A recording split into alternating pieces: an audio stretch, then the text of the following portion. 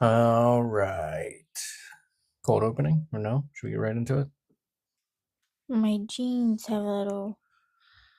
They might turn into ripped jeans soon because of the kittens. I let them climb on me. Don't.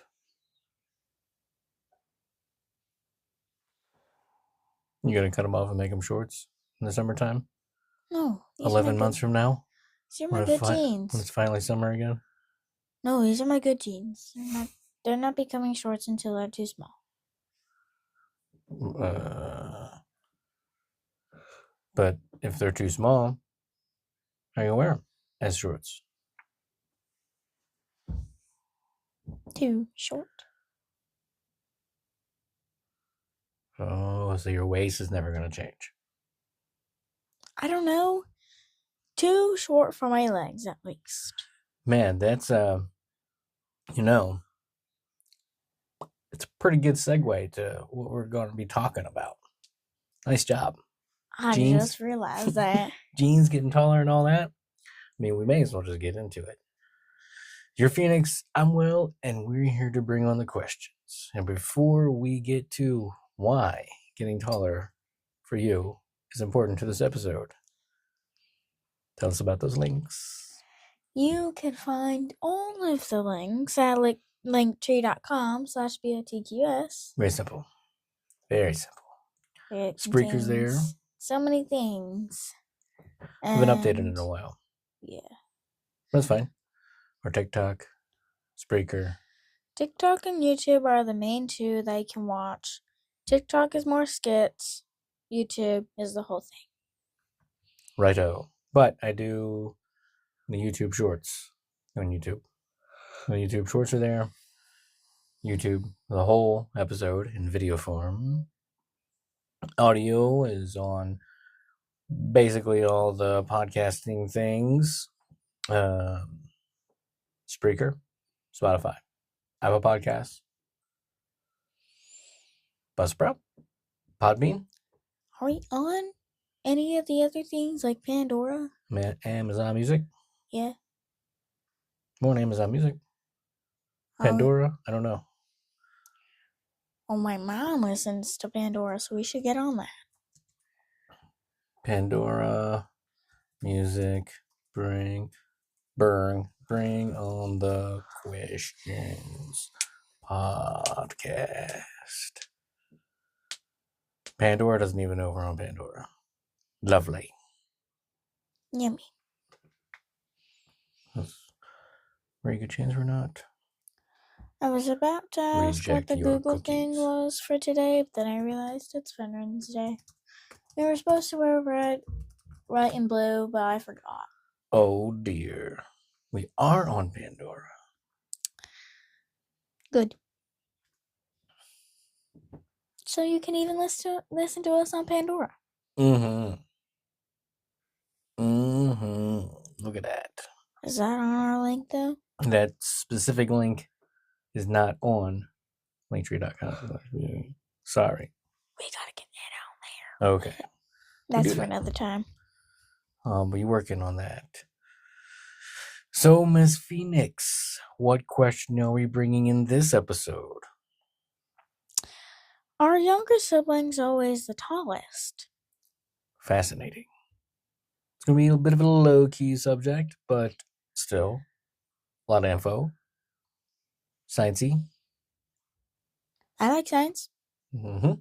And we're just finishing up our DNA unit in science, so... Oh, really? Yeah. About to have our unit test tomorrow. I'm pretty sure. All right.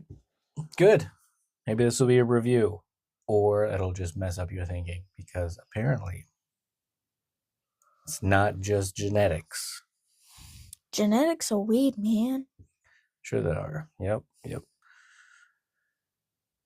All of us, except for your oldest sister, who asked us this question, has brown eyes, including me and your mother. She got the recessive gene from her pap, who had blue eyes. My mother has hazel eyes. So she also got a recessive gene. So there her eyes are more blue-ish. They're not like bright blue. They're not gonna like shine in the dark like bluish, like some people. Like bluish brown green. Yeah, like something like that. Like the blue dominates over the brown green mixture. My mother has hazel eyes, and my half sister has green eyes, green hazel eyes. But the rest of us are full of poop. Including our hair, which yes, our hair is kind of bloody poop. Bloody poop. We've got reddish. Mm-hmm. From my mom. From me, I'm covered in freckles, so I think you're a bit Irish. A little bit. A little bit. It's probably why we burn, then we tan. Yep. The wee bit Irish. Mm-hmm. You have a splash of freckles across your face? I do. My sister's so jealous of it. Yes. There was a book when I was a kid. They try to get rid of freckles. And everybody wants freckles. I'll never get rid of my freckles. Freckle juice. You want to try freckle juice? Nah. There's a recipe in the book. Nah. Probably not going to like it. Nah. Pretty sure grape juice and ketchup is involved. I like grape juice. I don't want ketchup in my grape juice. There's other things too. I like grape juice by itself. Spoiler alert. Didn't work in the book. Did you try it? No. Because the book told me it didn't work. So why are you suggesting this to me? If it doesn't work? It could be a tasty treat. I don't think my very acidic tomato paste smoothie thing tastes very good in grapes. A fruit. Not a... You could make it into a popsicle. You could have a freckle juice popsicle. No. Why? I don't want ketchup in my grape juice. Slushy? Still no. That's still ketchup and grape juice. Well, none of it's going to make you any taller. Except for genetics. Well, you're also screwed there. Because we come from a long line of hobbits. I've said this many times. Well, I'm a tall hobbit, okay? Maybe. I am. I'm almost as tall as you. This is why your sister asked the question. Your oldest sister of 4 asked the question. And I'm the youngest sister of 4. And you're working on being as tall as she is. I'm like 5'1.5". We just had our measurements for gym. Who's Jim? GYM. The extracurricular. That guy. Why'd you have to have measurements? Just cause? Or what? Yeah, they did that in elementary too. They checked our weights and heights every so often. And then what? They would tell the nurse that for stuff. I don't know. What stuff? Records, probably. Statistics? No. A consensus? Records. There's, they tell us there's 8 billion people on the planet. But apparently now they're like, you know what? I don't think the people living in rural areas are actually being truthful with us. We might be 35 to 50% off. What? There could be 10 billion people here? I mean, if you take a look at communist China, some people weren't very truthful. They give out licenses for only having certain numbers of children. Yeah. And the unwanted ones are, unless that's a myth. Could be. I mean, in social studies last year, because at the end of the year, we had nothing else to do. Started reading a book. And it was a girl who ran away because they had 2 girls. You don't want 2 girls. You want at least a boy. That's what Mulan is all about. Right? Not quite, but Mulan is about Since there was no son in the family, the father had to go and fight, but he was sick. And so Milan transformed herself into a guy for a bit to take the place of her father, so he wouldn't go out into war hurt and sick. Okay. It's not communist China. It's just Mulan not wanting her father to, die in battle. Expire by sword. Let's put it that way. All right. We better get into this. There's only 6 pages of notes, unlike our 7, 8, 9, 10 pages. 6, 7, 8, 9, 10. Oh, dear. You're gonna hear a lot of those jokes nowadays. You're never going to be 6 foot 7 inches. Unless you get knee implants. But I could marry someone 6 foot 7. I'd hurt my neck and my back. From what? I'd hurt my neck. He'd hurt his back. From what? Looking up and down at each other. All right. Human height is a classic example of a complex polygenic quantitative trait. Did you get all that? There's a lot of syllables there. Meaning that while a major proportion of its variation is explained by genetic factors, the final attained stature is highly sensitive to environmental factors. Interesting, right? These environmental determinants operate during the growth period and include critical elements such as nutrition, exposure to childhood diseases, and overall socioeconomic conditions. Anthropometric studies investigating the relationship between birth order and adult height seek to isolate the impact of the unshared environment within a family, accounting for differences in health endowments and parental investments that are unique to the order in which a child is born. So we're hobbits because we can be hobbits. We've chosen the hobbit life, is that what you're saying? No. Subconsciously, maybe. The Lord of the Rings came out while you guys were coming into this world. And that's why you're hobbits. Sure. Also, did you know that our bodies can have mutations and we don't even know? Cool, huh? That's called X-Men. No. What? Amino acids, bro. Some amino acids have, some nitrogen base combinations for RNA can equal the same amino acid. I'm listening. I haven't grasped anything. Keep going. That's not like God. Oh. You've got to go through my DNA unit to know all of this stuff. DNA, deoxyribonucleic acid, RNA, ribonucleic acid. There's different types of RNA. Very good. And only our RNA can leave the nucleus. DNA never leaves the nucleus. So DNA is an introvert. RNA is an extrovert. No? No. It's not that simple. No. But we can get into DNA another time. We're talking about genes and how they're... We're both wearing jeans. My jeans are blue. Aren't mine? You don't get it. It's an ad. The widely circulated anecdotal premise, often observed in popular culture, that younger siblings are inherently the tallest, is not generally supported by rigorous epidemiological. Perfect. I didn't even look at the pronunciation.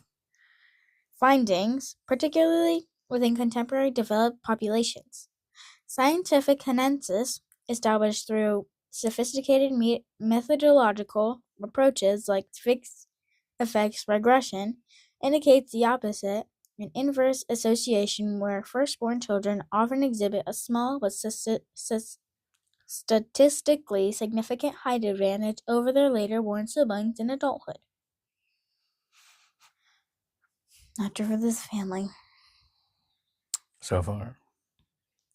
To accurately assess the genuine association between birth order and height, it is necessary to employ methodological techniques to control for the highly heritable nature of height and the shared environmental factors, e.g., family income, parental height, neighborhood quality, that could otherwise confound the results, which is so weird. How can that stuff affect a person's height?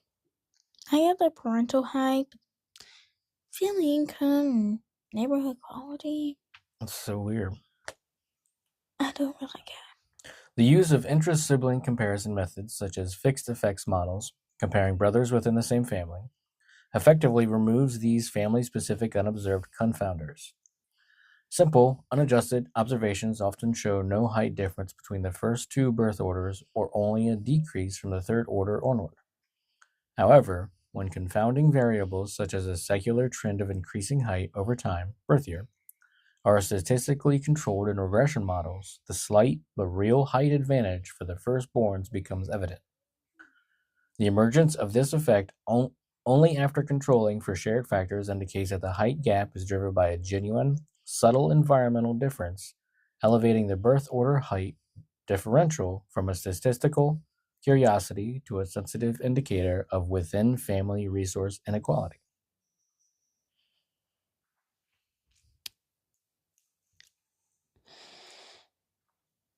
We're on to. Yeah. The observed birth order effects are explained by three primary interacting theories. The resource dilution theory, RDT. This posits that the outcomes for earlier born children are superior because the finite parental resources, including time, attention, educational investment, and financial capital, are gradually diluted with the entry of every subsequent child. Okay, sure. The firstborn gets all the time, gets all the attention, gets all the educational investment and the financial capital. I don't know how that affects height. It was just so weird.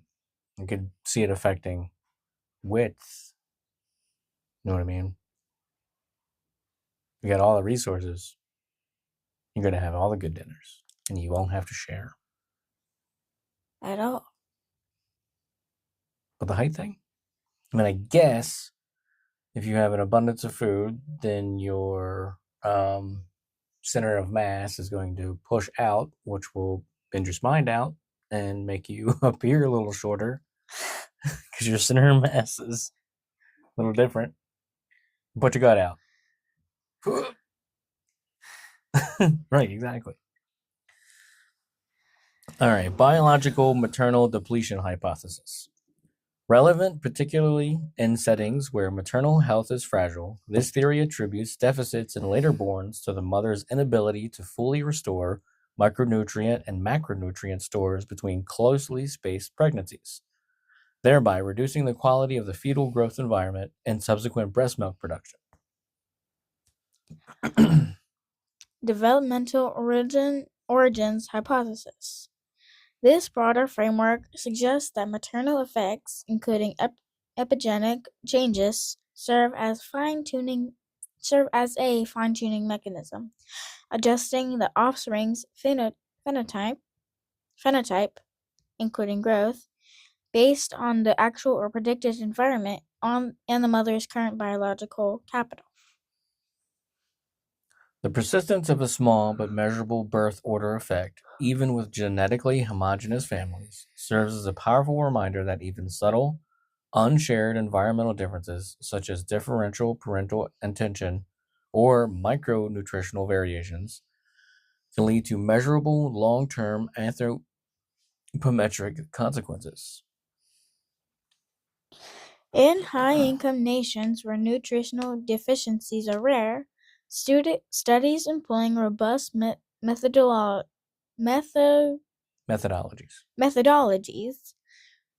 consistently confirm a slight but persistent advantage for firstborn children.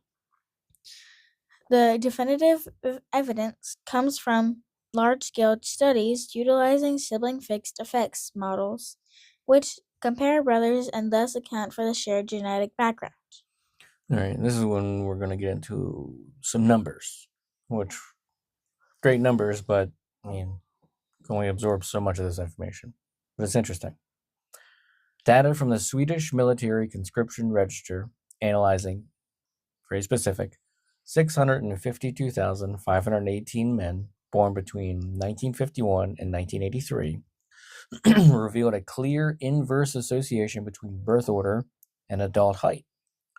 Compared to their firstborn brother, later born siblings were shorter, and this decrement increased incrementally with higher birth order specifically.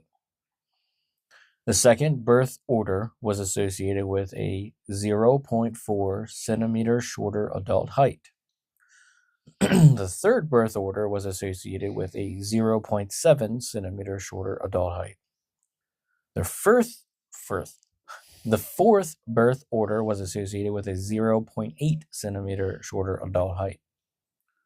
So as more brothers, siblings were born, they were shorter than the first one. And then they were shorter than the consecutive ones. So it was like a stair step. So 0.4 centimeters is not much. It's just like, I don't even think it's the width of my thumb. But it eventually will become a noticeable difference. Like 0.8 centimeters is definitely is twice as much as 0.4. So number 4 is almost a whole centimeter shorter than number 1 in these studies of 652,518 men born between 1951 and 1938. Nope, 1983. Dyslexia.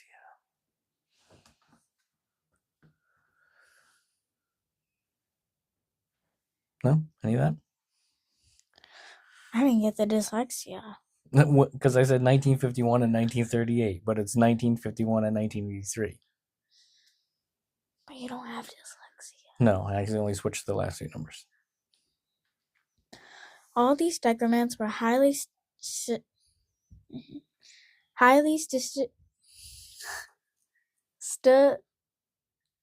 It's phonetic. You could pronounce every part of that whole word. You just slow down. Statistically significant. Mm-hmm. I kept wanting to do like stud something. Stood now, whatever it was. Yeah. The magnitude of this birth order effect is anthropometrically meaningful.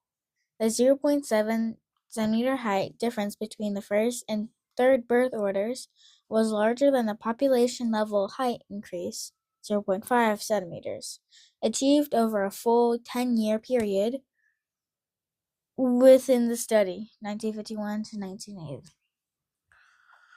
The finding is further corroborated by studies in prepubertal children, which show that firstborns are significantly taller than later born children.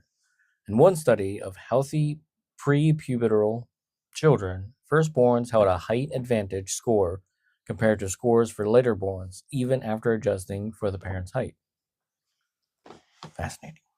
The height advantage for firstborns in developed groups appears to be driven overwhelmingly by postnatal environmental factors, rather than deficits originating in the womb.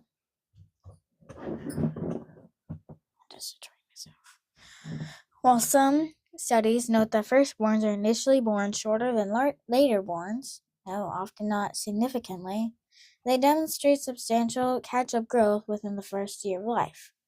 By age 1, and certainly by age 4, firstborns are significantly taller than later-born siblings, having successfully compensated for any initial smaller birth size.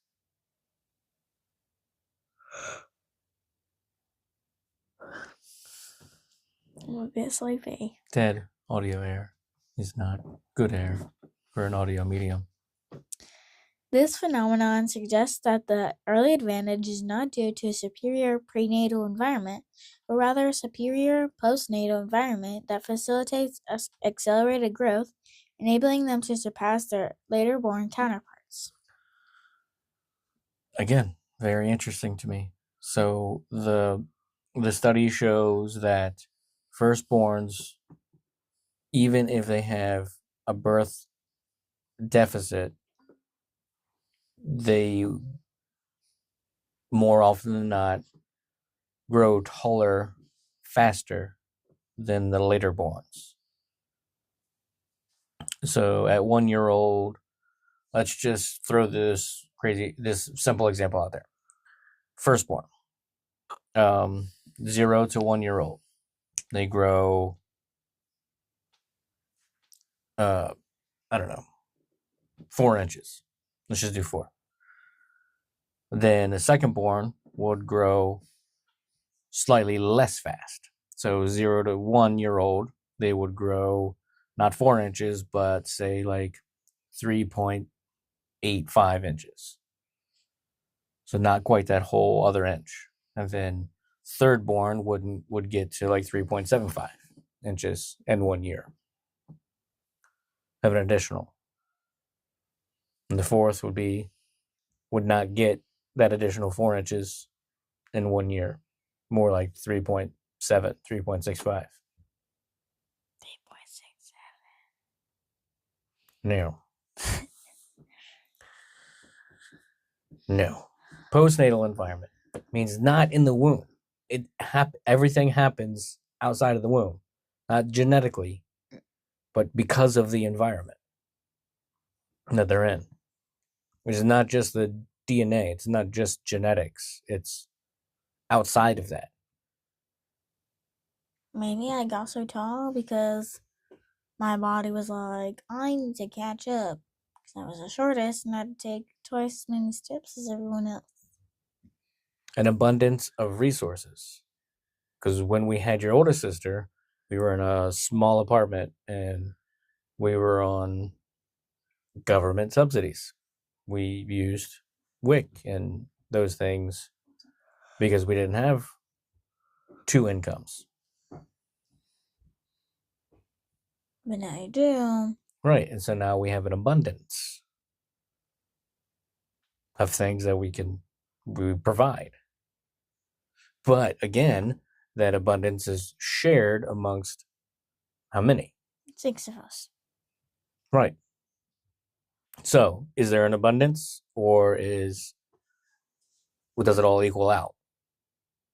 When it was just 3 of us, we were sharing X amount divided by 3. And now there's 6 of us. I mean, others have incomes. Your oldest sister, your second oldest sister has her own income, and they do things on their own, so the resources aren't as divided. It's like divided into 8s, and the 4 of us, which you, Mom, me, Lana, we all get like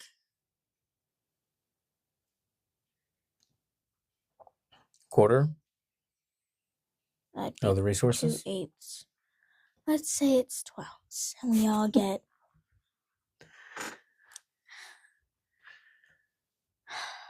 Well, without breaking our brains with the mathematicals of it,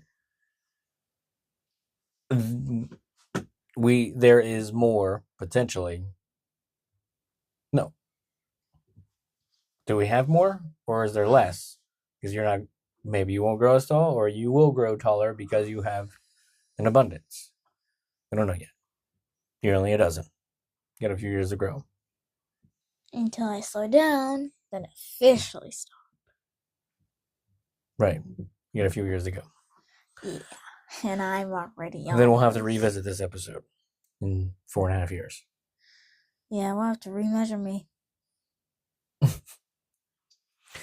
Crucially, in the fixed effects analysis of Swedish brothers, controlling for birth weight and birth length did not alter the significant birth order adult height association. If the height differential were primarily due to excuse me, intrauterine constraints or maternal depletion, prenatal factors, adjusting for birth size would eliminate or significantly attenuate the adult height difference. Since it did not, the differential must arise after birth, specifically through nutrition, disease exposure, or, most likely, differential parental investment and care time. So not necessarily just food. But time. Time. You're going to be taller because I give you more time than I give you your sister? I know. Seems strange, right?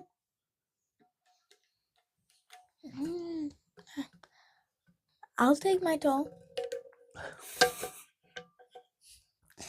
It is necessary to acknowledge historical and context-specific findings that challenge the modern consensus.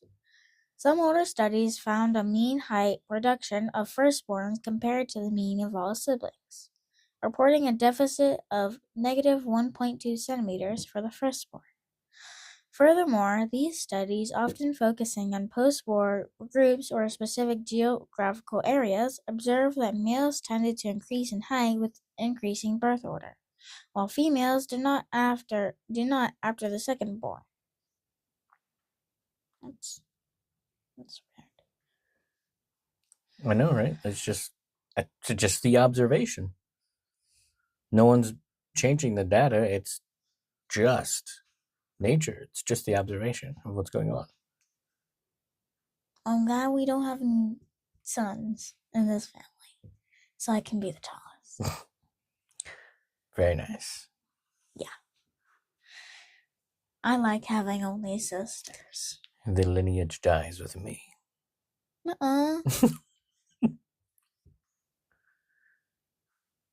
Could always have one of us keep our last names and keep the name going. I want to keep my last name when I get married. You do or don't? I do. It's up to you. This historical anomaly is likely attributable to specific cohort-related environmental stressors or the limitations of conventional non-fixed effects analysis, which may have masked the underlying inverse association.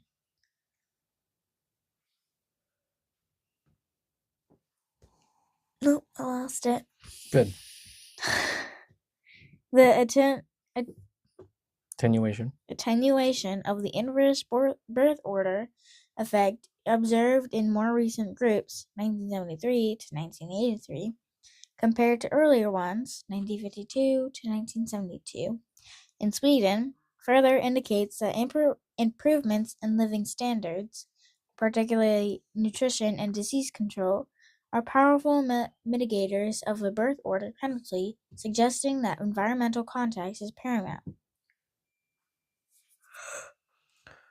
The total number of siblings is a profound and cumulative factor influencing final stature, acting as a structural mechanism predicted by the resource dilation theory, RDT. RDT suggests that the outcomes for later entrants are diminished because resources must be distributed among a larger group. The effect of sibling count is measurable across various anthropometric outcomes, including initial birth size and subsequent growth rates.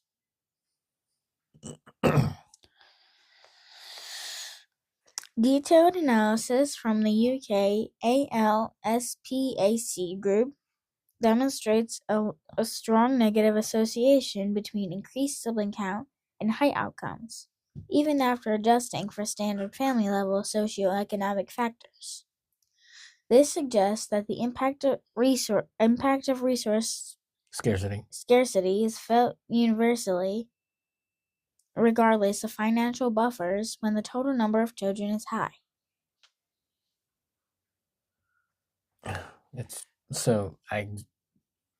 It boggles my mind. It's not just DNA.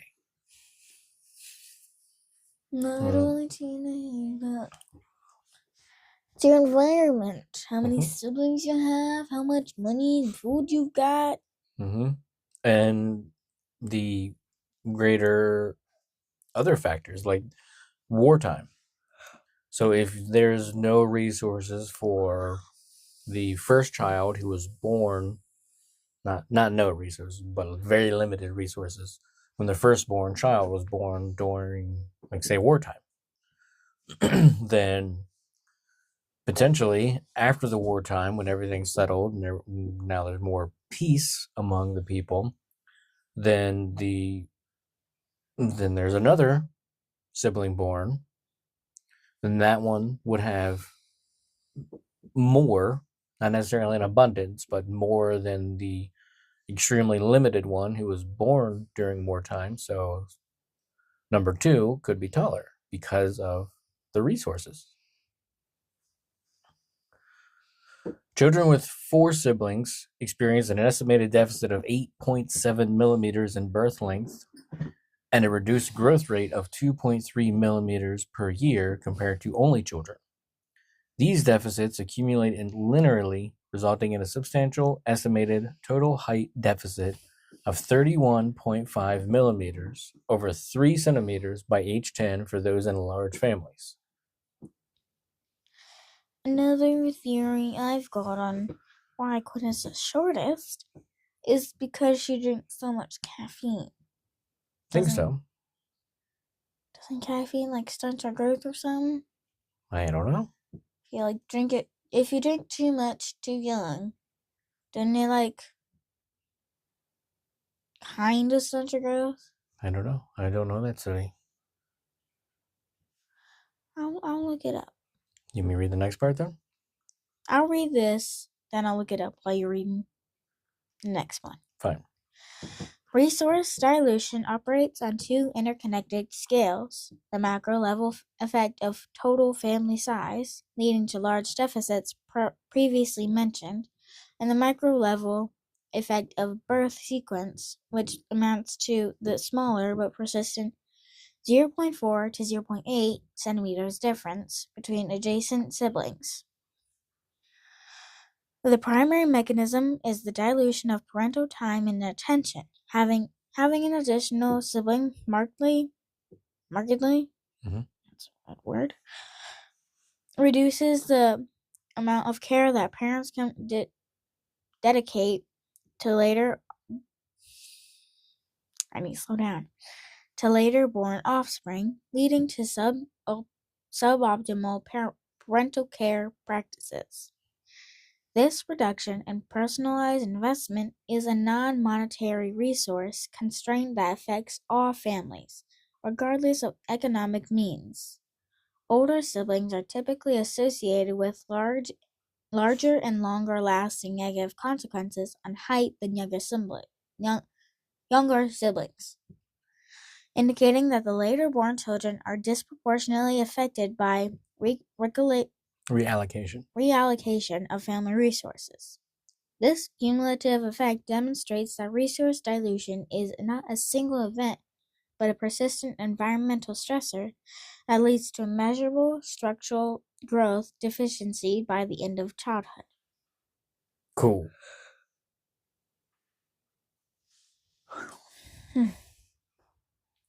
Very cool. So while you're looking up caffeine effect on height, genetic factors set the potential ceiling for human stature, but environmental factors strongly linked to socioeconomic status determine the extent to which that potential is realized. Differences in mean stature have been observed between socioeconomic categories, suggesting that environmental conditions associated with wealth and education significantly impact overall growth potential. Parental education, a common proxy for SES, shows a positive association with offspring height, particularly beginning in mid-childhood and continuing through adolescence and adulthood. So it's a myth, and the myth has been debunked. Go on. But it also says something about calcium, like calcium and growth. Caffeine can slightly increase the amount of calcium in your body excretes. However, for most people with a balanced diet that includes sources of calcium like dairy or leafy greens, This effect is minimal and does not hinder bone development. So maybe bone not enough calcium. Interesting. I mean, we're not huge milk drinker people, but my sister is. Yeah. Cereal. Put milk on cereal. I don't like putting cereal much. I don't think so. We all are milk drinkers, and I don't think any of us experience lactose intolerance significantly. Alana's definitely a milk drinker. She'll just drink straight milk. It's odd to me. Why is it odd to you? I don't know. Who likes straight milk? Loads of people. I haven't had straight milk in so long. Like just a cup of milk? Yeah. You have it on cereal, but then you've added stuff to it. You don't just drink a cup of milk. I also haven't had cereal in a bit. You're going to get shorter. Because you've had caffeine sooner than you've had milk.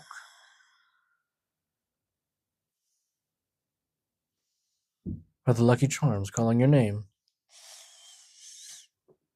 Eat me. We don't have Lucky Charms. Are you not Cheerios? We have those, and do we even still have Reese's Puffs? Fruit Loops? I don't think we have any Reese's Puffs. Do we have any left? I don't think so. There was strawberry mini wheats down there on top of the refrigerator. But they're not there now. They were there earlier today, and they're not there now. I don't know what happened. Clearly, someone had a bowl of cereal. No me. Calcium. How much calcium is actually in a 1% gallon milk anyway? Doesn't matter. What about your leafy greens? What was it? Broccoli, spinach, iceberg lettuce is nothing, as far as I understand. There's basically no nutritional value in iceberg lettuce. It's just lettuce. Say lettuce and then spell I cup. Okay. Wait. What? No, not I cup. Just cup. Let us CUP. What? You got me. That's a knee slapper. You're supposed to slap your own knee, not mine. Rude. No, why do we slap everyone else's knee, not mine? A critical finding emerges when testing the hypothesis that resource constraints only impact growth in low SES families. The Swedish fixed effects analysis found that the inverse association between birth order and height, firstborn advantage, was not significantly modified when the analysis was stratified by parental socioeconomic position, SEP. The gap persisted in both high SEP and low SEP families. CUP. No. SCP. SCP. SEP. SCP. CUP. Secure, contain, protect. No, like SCP. ICP. 169. Buddy, if you want to get us some SCPs, we can get some SCPs. Oh, well, we've got to wait. If there's some Christmas ones and Thanksgiving ones, we can discuss. But other SCPs are for not holiday fun. No, we got a bunch of stuff planned. Yeah. It's holiday time. Don't worry, there's plenty of darkness to go around. Come on, come on. Great celebration. It's one of my chorus songs. Oh, great. Is that what you're going to sound like during the chorus? No. Like a dying eel. No. I don't think you can sound any better. This lack of SCS. Yeah, you got it.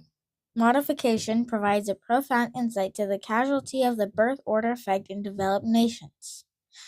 If the cause were purely financial resource scarcity, scarcity, sounds like a Monster High, scarcity. I don't think they used it because it was low-hanging fruit. What? It was too easy. All right. Monsters aren't going to live in scarcity. Yes, they are. Why? That doesn't make any sense.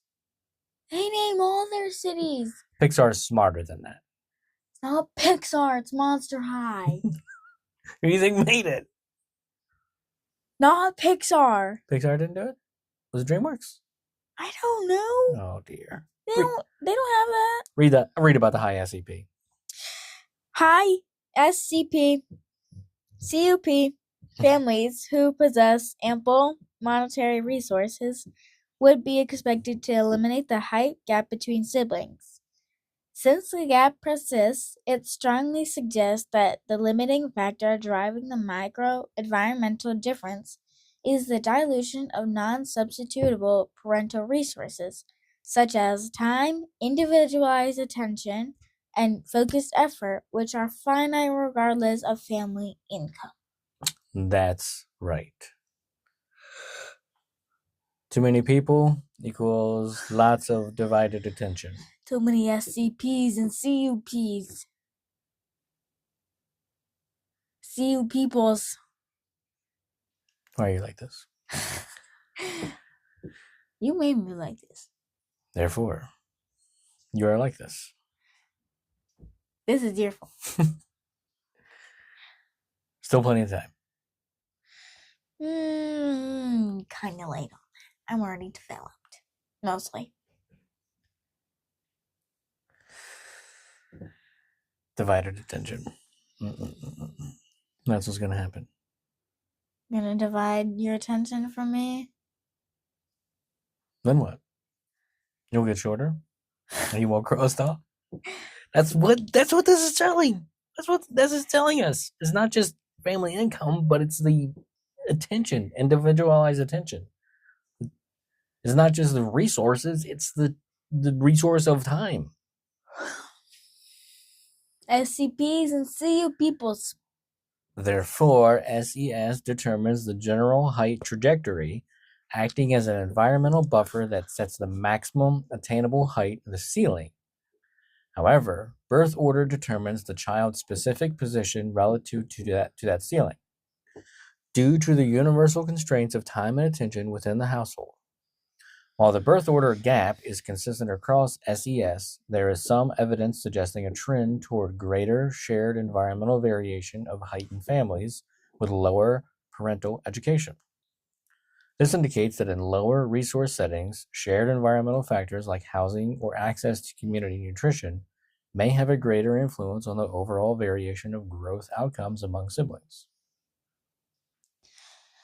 The influence of birth order is profoundly altered by geographic location, which proxies for underlying differences in living standards, nutritional adequacy, and exposure to disease. Excuse me. Disadvantages, environmental conditions, common in populations. Disadvantageous. There you go. Disadvantageous environmental conditions, common in populations with low living standards, are known to significantly decline physical growth, leading to overall shorter stature. When are you be done with this? Well, now that you looked at me, I can't yawn. No. It's not like a sneeze. You can mess up somebody's sneeze by doing something. While genetic potential remains highly heritable, heritable across populations, its realization is highly sensitive to the macro environment. In developing nations, the relationship between birth order and height is predominantly analyzed through the lens of stunting, low height for age, a severe outcome of chronic malnutrition. In these resource-contained settings, later-born children consistently lag behind firstborns in stunting outcomes, affirming the inverse association observed globally. So low resources. It's so fascinating. You keep thinking about it. So low resources, malnutrition will affect your overall genetic outcome. You're not going to be as prone to being as tall as your dad if you don't have the resources like he did. Like if for some reason the world comes to an end right now and you don't eat for 4 days in a row, that's severely going to stunt your growth. Regardless if you drink the Pepsi or not. Why are you drifting? Because I'm lamed. In low resource contexts, birth order serves as a proxy for an even more critical causal determinant: the length of the interval between births. Evidence from studies focusing on young Indian children demonstrated that the negative birth order effect, the stunting lag for later borns, is driven entirely by short preceding birth spacing. The height for age gap, which can be twice as large for third or higher order children compared to second order children, disappears completely when the interval between the later born child and their immediate elder sibling is 3 or more years. This finding reveals a fundamental shift in the primary causal mechanism. Unlike in wealthy nations, where the deficit is mostly due to postnatal time dilution and settings of scarcity, the deficit is strongly tied to the mother's biological capacity to recover. So the more time between recovery, there's a greater chance the height study resets. You getting that? Is that coming in clear with your yawning?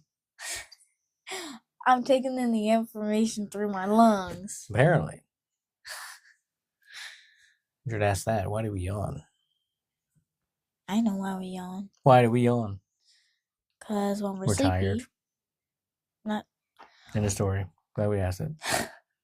When we are sleepy, we need to take in more oxygen. Our body takes in more oxygen because we're going unconscious. What? Really? Yeah, it's just our body like being like, oh, we're going unconscious. Let's take in more oxygen. That's why we yawn. To keep us awake more? You need more oxygen to stay awake? No, it's not that. It's just like, it's when we're falling asleep that we start yawning. Okay. You're not falling asleep. My body's sleepy. Is your brain foggy? Huh? Yes.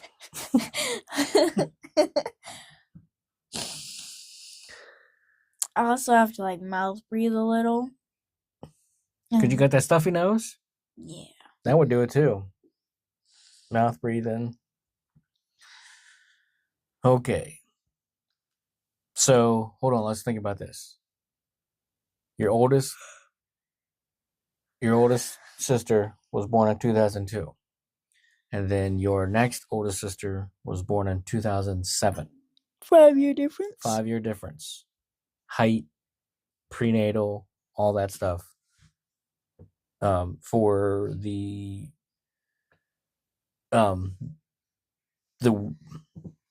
mother, your mother, has all been reset. She's fully healed.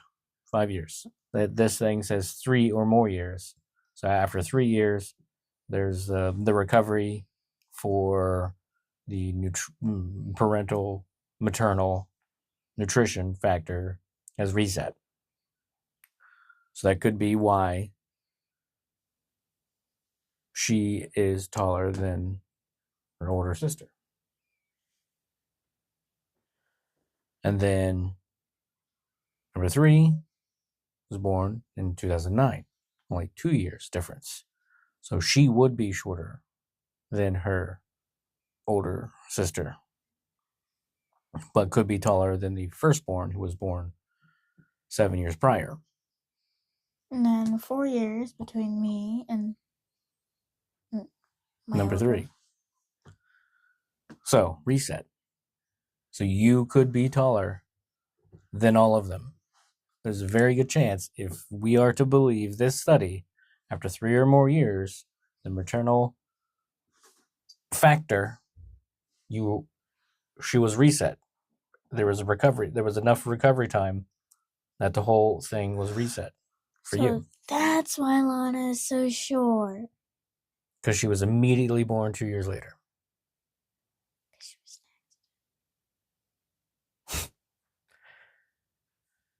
Was it a full 2 years? Yeah, it was 2 years and some change. It was almost 3 years, but not quite. Yeah. Interesting. Go ahead. Keep reading. The reliance? Mm-hmm. The reliance of the height deficit on spacing suggests that birth order itself is less important than the time allowed for maternal recovery. The short interval triggers the biological/maternal depletion syndrome, which prevents the mother from restoring critical micronutrient and macronutrient stores depleted during the previous pregnancy and lactation. This depletion directly reduces the mother's Now I sound Irish. I've called her your mother before.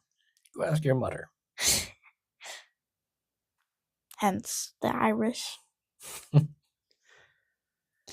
The mother's ability to provide a favorable fetal growth environment and sufficient breast milk post-delivery, fundamentally compromising the growth trajectory of the subsequent child. This mechanism is compounded by associated behavioral factors, where suboptimal parental care and attention resulting from the quick arrival of a new baby. Put another shrimp on the baby. The baby. The quick arrival of a new baby further adversely affect nutritional outcomes. Interesting. So now you can tell your sisters, according to the study, you will likely be taller than every one of them because you were born so much later. 11 years later. Well, no, there was the 2 in there, in between. Well, I'm saying 11 years apart from Quinn. Right. And then 6 years from LaShan and 4 years from Lana. Right.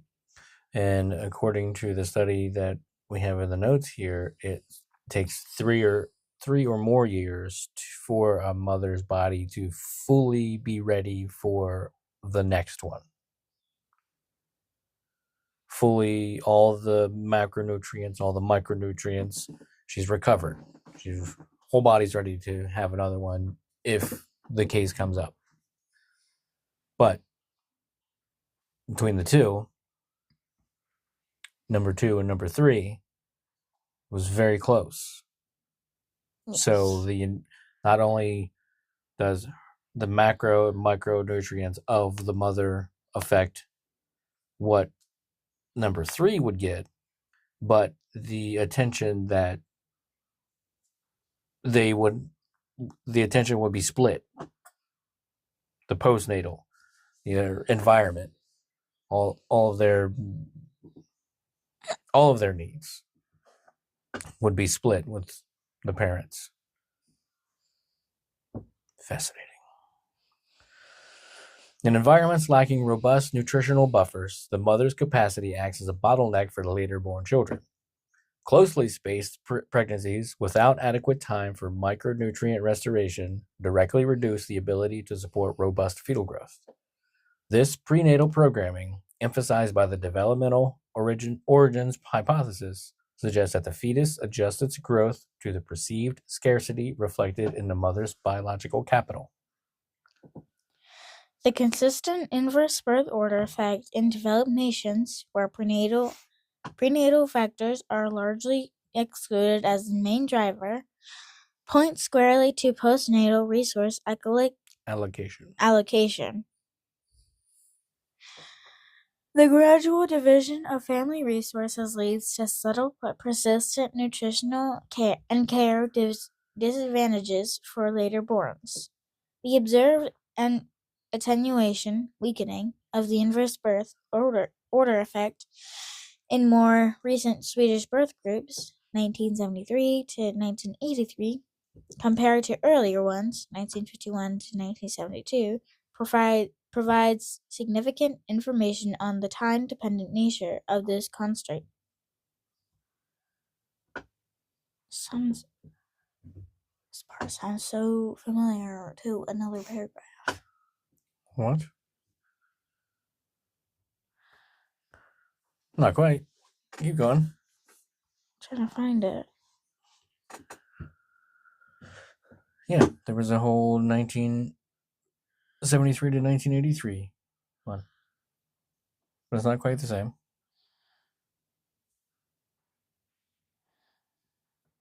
There it is.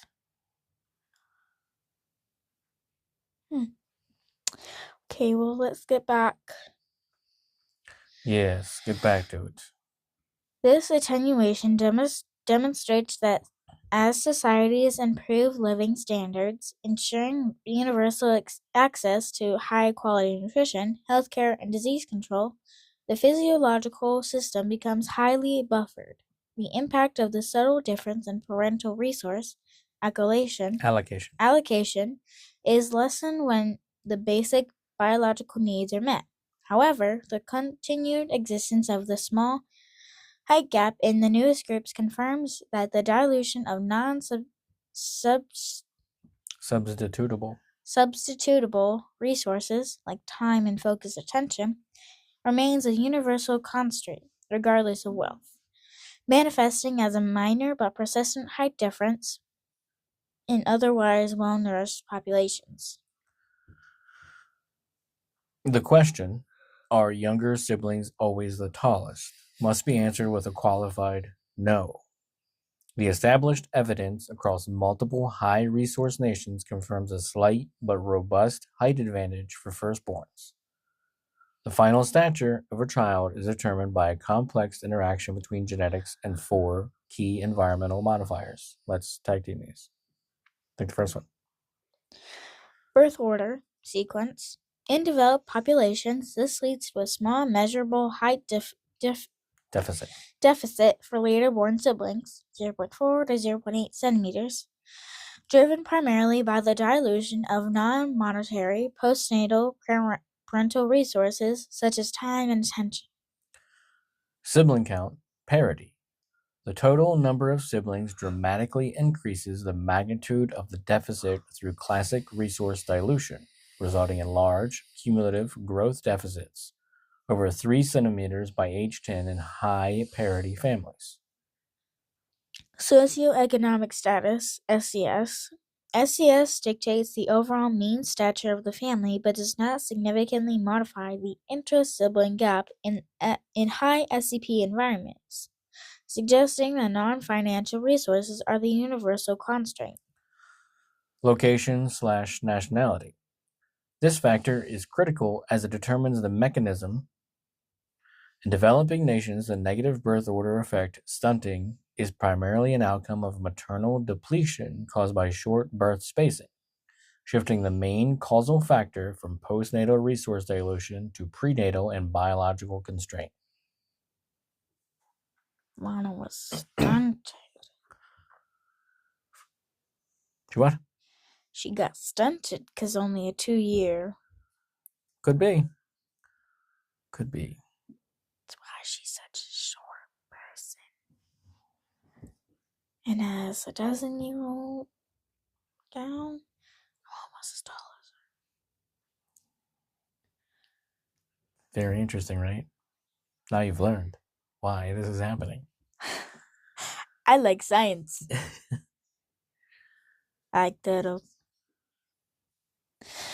The mechanisms underlying the birth order effect are leverageable through public policy, depending on the nation's environmental resources. You want to tag team these? Yeah, you take that first little gap there, then I'll do the next. You take the low resource, I'll take the high resource. For developing and low-resource nations, focus on birth spacing. Family planning policies must move beyond simply reducing total fertility rates and place a strong emphasis on achieving adequate spacing between births, recommending a minimum interval of 3 years. This is the most effective intervention for preventing severe nutritional deficits, stunting, in later born children by ensuring complete maternal recovery. For developed and high resource nations, support parental time investment. Given that the persistent, measurable height gap is attributed to the dilution of non monetary resources, parental time and attention, policies that support extended parental leave, flexible work arrangements, and subsidize access to high quality, personalized, non parental care systems, e.g., daycare, could help mitigate the time dilution constraints felt by parents, particularly those managing large families. Man, oh man. Genetics be crazy. My genes are brown. Your genes are brown. Full of doo-doo. My eyes and my hair. No, poop makes it into our episodes quite often. Usually with the cryptids, we're looking for very specific Bigfoot poop or Jersey Devil doo-doo. I know. And here genetics. We are. It's murky. Murky poop? Cloudy? Murky water.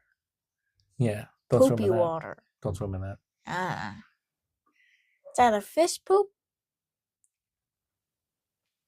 or bird poop or mammal poop. Those guys too. Probably amphibian poop. There's another one. Is there? What other one? Insect poop? Birds, mammals. Mm-hmm. Fish. Amphibians. Got them. There's another one? Where is there? Reptiles? Reptiles. So you could be taller than your siblings because there was a gap of time between siblings. Fascinating. Wouldn't you say? Yes. Good. That was fun. I'm taller because I got a big gap. I think we're going to leave it at that. Question broad. Question answered.